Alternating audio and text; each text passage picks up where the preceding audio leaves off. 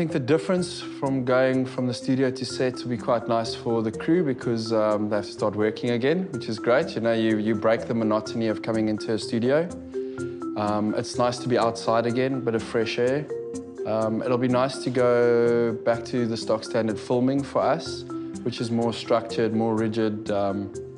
There's a formula that you can follow, which for us is fantastic. I mean, any filmmaker likes to have a routine that you stick to be efficient, which will be lovely. Also for lighting department to light something different, for the grips to start building tracks and to get dolly out there, to get jib bombs out. It's the next step. It's another dimension to this project, which I think all of us are looking forward to.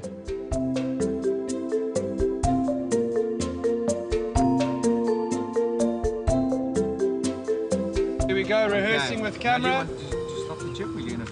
I'm going to tilt as well. Tilt as well. I've got a chip on the tilt. Okay, here we go, rehearsing in 3, 2, 1, action.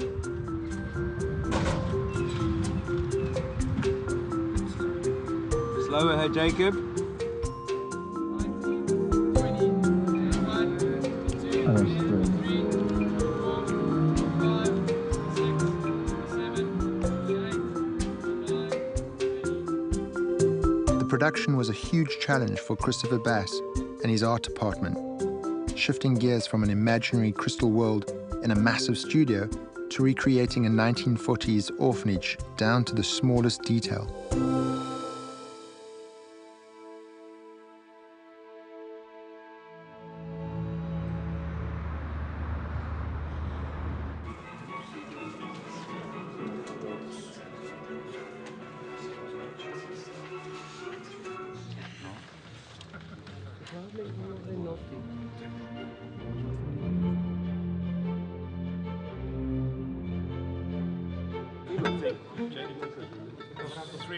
So the process for this started about 3 years ago when we were first brought the concept, and Matthew got me involved to try and bring his musical ideas to life.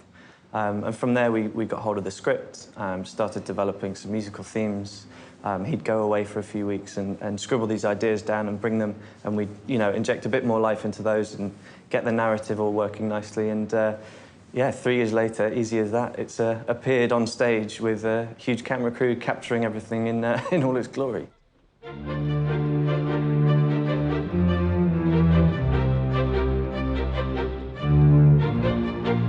So we get the script, read through, try and understand what's happening, both physically and emotionally. Obviously, with music, you've got a lot of room to get under the skin and into the head of the character's personality, particularly. So trying to design themes for each individual character that come back through the whole film was a really important building block for us. So I think once you understand what the themes are, it's quite easy to pick out how the character's feeling. So, and I hadn't seen any of the choreography until I came on set, and they have picked up on it. So from that point of view, I think we're really lucky and it's been a big success.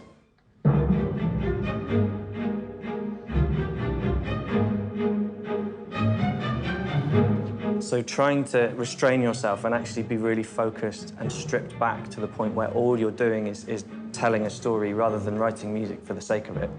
Being disciplined to make sure we didn't essentially waffle, that was sometimes difficult, but the story was so strong and all of the characters had such a strong identity, we didn't have a lot of room to disappear off the beaten track.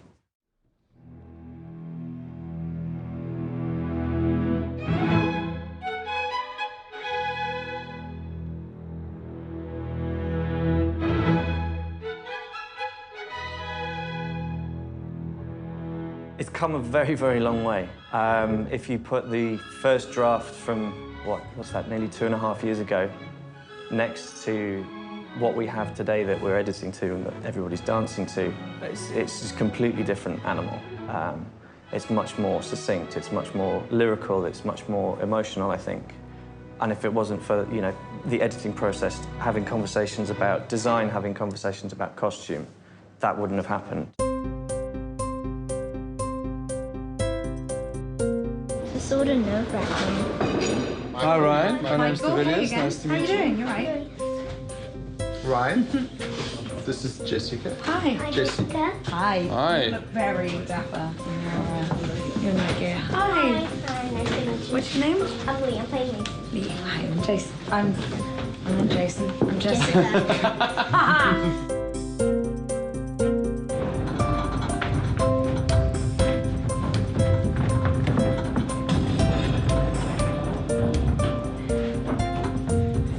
They say never work with kids or animals, but I actually loved the fact that the children added some spontaneity to the shoot. You take a step forward. And Jessica's experience on TV shows like Downton Abbey also helped to keep up the momentum. You'll rush into this position. Yeah, okay. Yeah, to suddenly try and shield it. 3, 2, 1, action.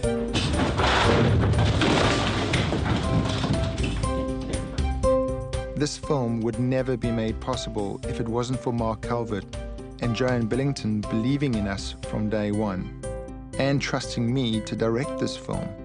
All I can hope now is that it lives up to their expectations and the audiences around the world. The journey to bring Irish Warriors to life began in England, took us to New York, Cape Town, Bratislava and Toronto, then finally back to London. From music to dance, costumes to CGI, it has been an emotional and enlightening journey. And with the live show still to come, one that feels as though it has barely begun.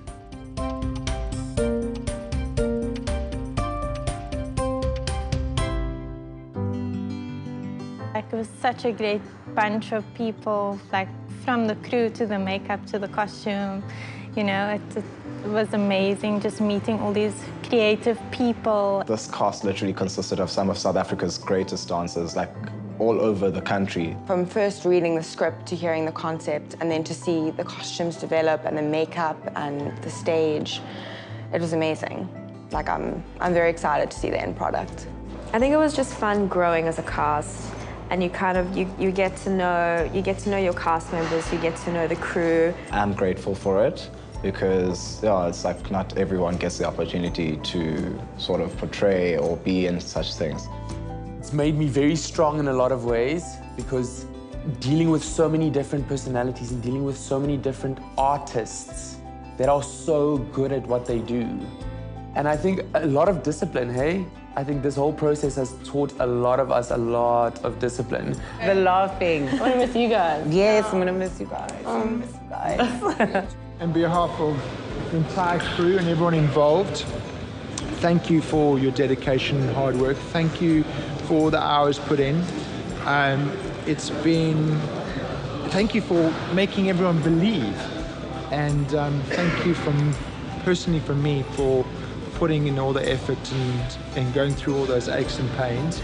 We've got you a little something that Don's going to give each one of you, a little something from us. So thank you very much. Thank you.